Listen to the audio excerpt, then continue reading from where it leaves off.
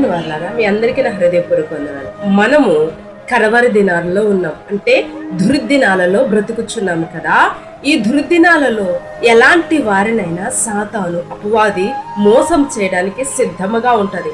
మన ఆత్మీయతను పోలగొట్టడానికి చాలా పన్నాగాలు వేస్తుంది.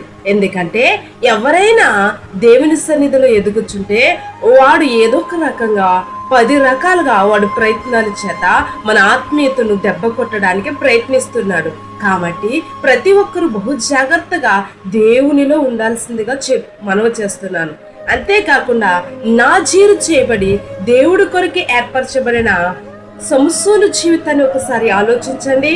ఆయన దేవుడి ప్రణాళిక చేత ఏర్పరచబడ్డవాడు, పుట్టికే దేవుని చేత నిర్మింపబడినవాడు. ఎంత నాజీరు చేయబడిన వ్యక్తి, బలము కలిగిన వ్యక్తి.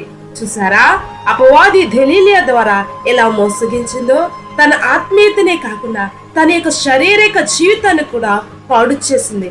నా తల్లి, నా సహోదరుడా, నీతో దేవుడు మాట్లాడుతున్నాడు.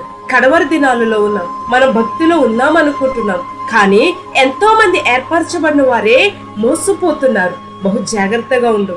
కడవరకు నీ ఆత్మీయ జీవితాన్ని కాపాడుకో. సరేనా మరి?